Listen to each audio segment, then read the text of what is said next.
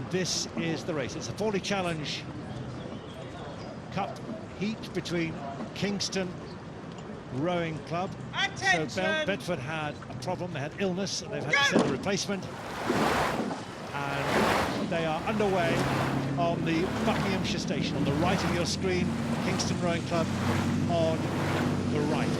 Such a shame for Bedford Mon, because this is their school's priority boat, and their three-man's been subbed. Jack Collier's now sitting in that boat, as you said, due illness, Jonathan.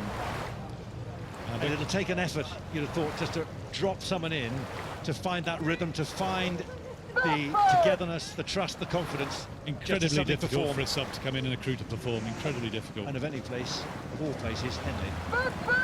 And they're in a race. Very close. We've got Kingston a far side in their distinctive scarlet and white horizontal stripes, and the black and red of Bedford Mon School on this side. Well, this would be a mighty achievement if Bedford are able to push Kingston all the way. 9th in the school's head, Kingston Rowing Club. And this Bedford Mon School, they were 5th in the school's head, Jonathan, and their quad recently, they got through to the A final at Wallingford Regatta, so they're a real quality crew. But it just goes to show how important teamwork is in rowing when you lose one crew member and to have someone sub in. And just looking at Jack, he's the Bedford Mon School, the closest to us, he's the second one in from the left as we look at it. For him, he's got such a hard job to fit in there, but he's doing brilliantly. He's following the stroke man really accurately. Blade work's really neat. Of all the seats to be in, if you're suddenly dropped in, that's probably the one to be in, isn't it? Yeah, in the middle of the boat, yes. Yeah. So that was earlier in the race.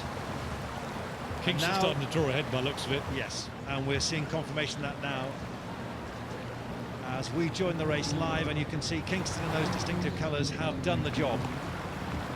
Moved ahead, taken charge of this race. And whatever frustration Bedford are feeling that they didn't have their A crew out, as you might say, because of that illness, they played their part early on. Yes, Kingston taking 30 strokes a minute, sculling at 30 strokes a minute, I should say, and Bedford Mon 32, so they're taking more strokes a minute.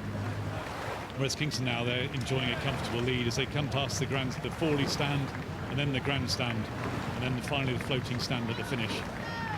Long, languid strokes. Very good-looking crew, that one, Jonathan.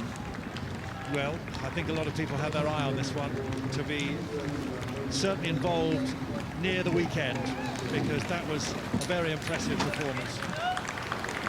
They crossed the line. The cheers, the applause rings out. That's their afternoon done.